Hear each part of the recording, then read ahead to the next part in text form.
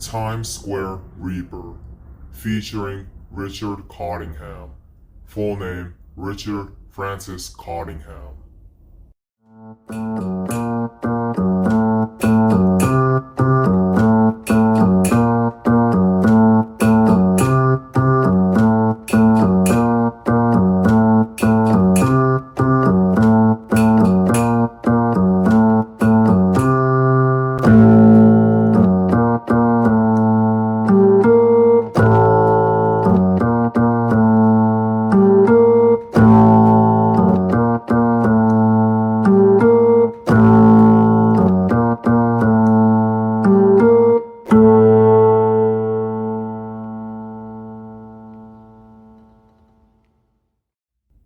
Crimes and sprees. Richard Cottingham was known to commit a murder spree that took place in two states, which specifically included New York State and New Jersey State.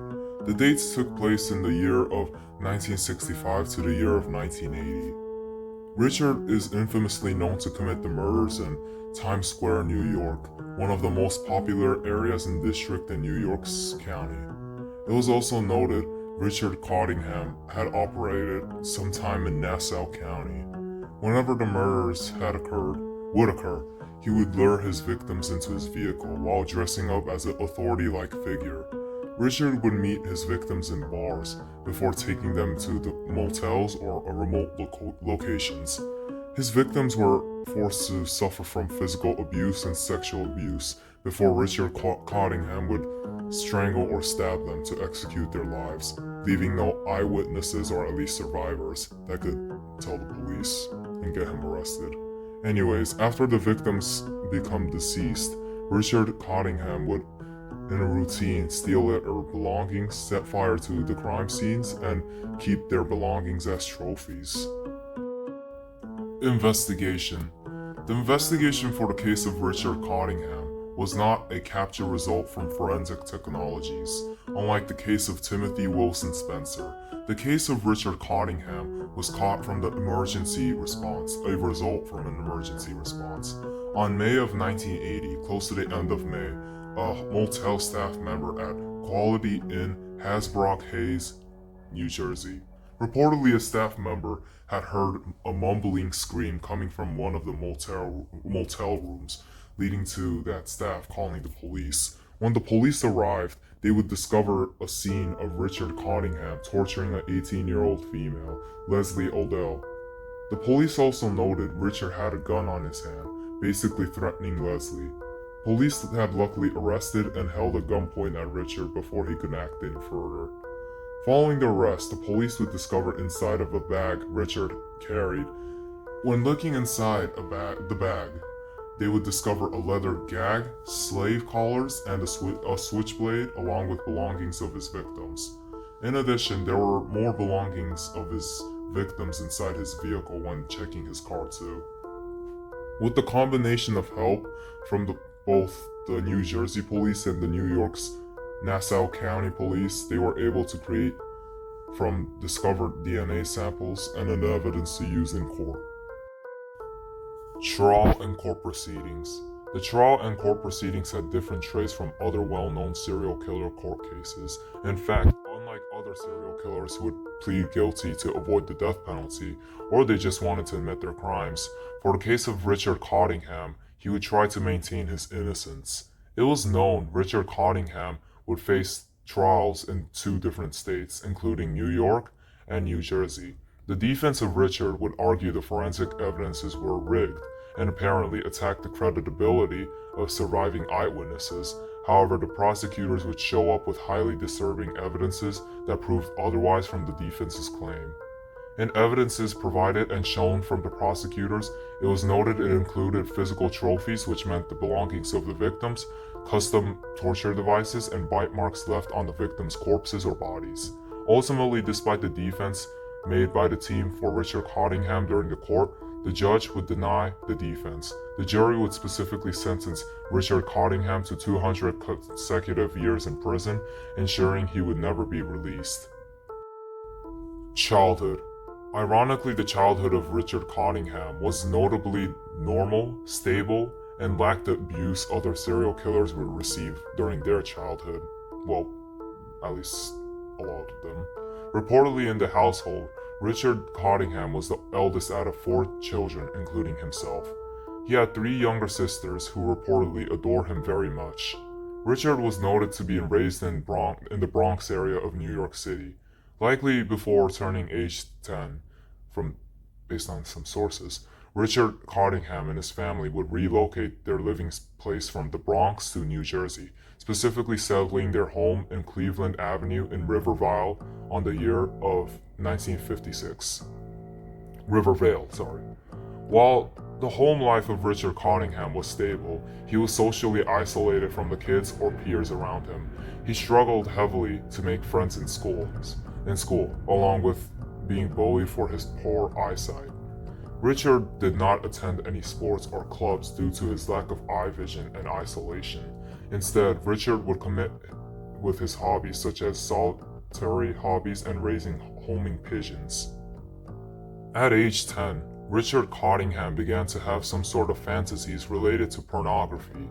The feeling had seemingly aroused inside of him, leading to it tragically sticking within him, even when he was an adult and when he turned into adult. Personal life, potentially affecting their crimes and acts. Richard Cottingham would have a double life during his personal life or adulthood years. The experience was defined by a calculated and decades-long double existence. On the year of 1970, Richard Cottingham would marry to a female named Jane Rita Moore, which would change to Jane Cottingham when they got married, as they would settle a life together. They would live in Lodi, New Jersey, a quiet suburban community area. Richard Cottingham would have 3 children with his wife. Friends and neighbors around that community and around his neighborhood would report him as a positive, nice man who would participate in activities with his children. Job-wise, Richard Cottingham would work with advancement of technology, making himself mark as being in a stable position at a major corporation.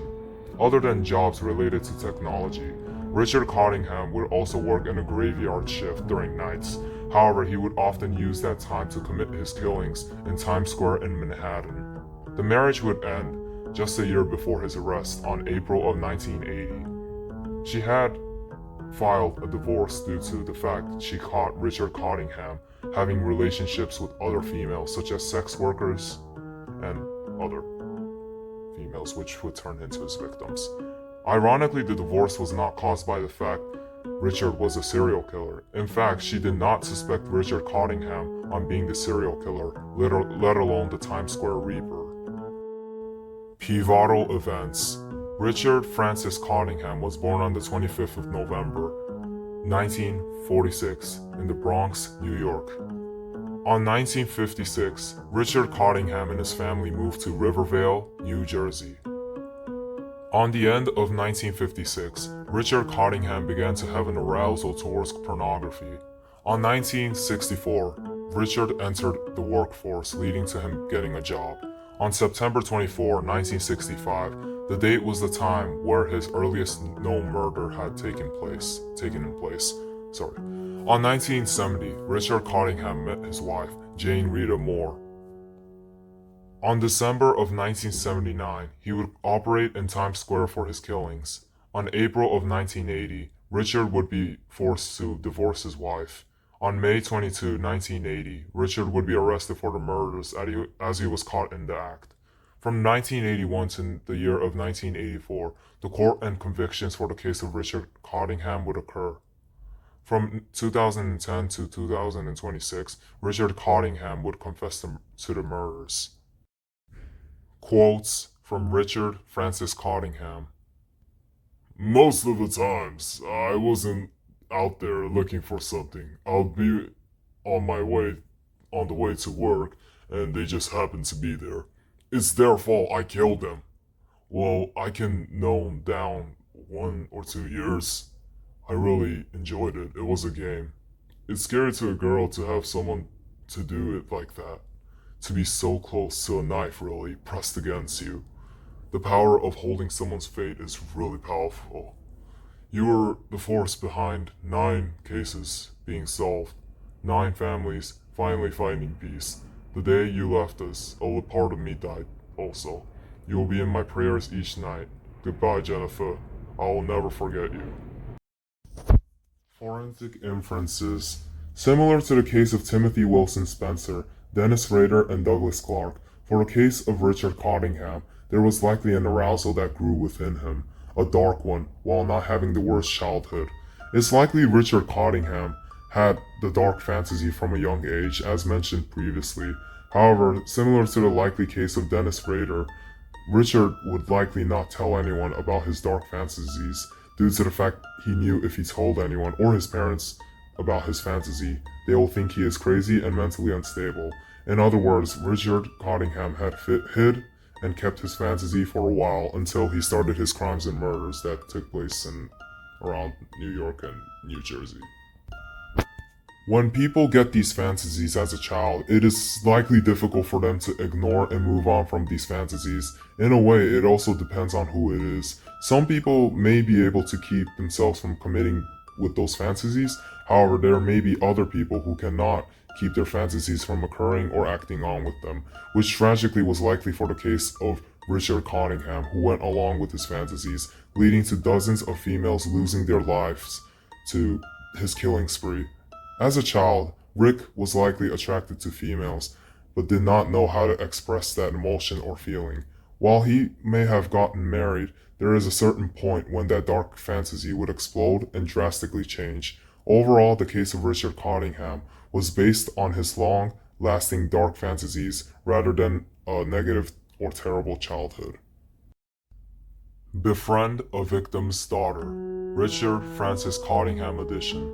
Richard Cottingham had a particular female victim named Deedeh Goodarzi. He would murder her and execute her life, as he would strangle and dismember her body after. However, Deedeh had a daughter named Jennifer Weiss, who would eventually in future years figure out who Richard was. Usually when people find out who took the life from their parents, those children would have rage or sadness. And yes, Jennifer Weiss did have the sadness and grief towards the killer Cottingham. However, instead of going against Ricky for the murder of her mother, she would instead befriend the killer in prison. In fact, she would visit Richard Cottingham in prison several times a month, over 30 times in total. Ironically, there was a seemingly friendship and relationship between the killer and the victim's daughter. Though Jennifer had stated herself she only befriended Richard to get the justice for the other victims and their families. Surprisingly, this diagnosed psychopath, Richard Cottingham, actually thought they had a genuine bond and friendship, and surprisingly, he also kind of cared about Jennifer. Jennifer Weiss would tragically have a cancer condition, specifically a brain cancer condition. Due to that mental condition, she would pass away. Richard was fully aware of her condition and would even write her an ironically heartwarming letter to thank her and as a farewell. Legacy and impact. The case of Richard Francis Cottingham is one of the largest cases between the border of New York and New Jersey state. Richard Cottingham's case led to the topic of the monster next door.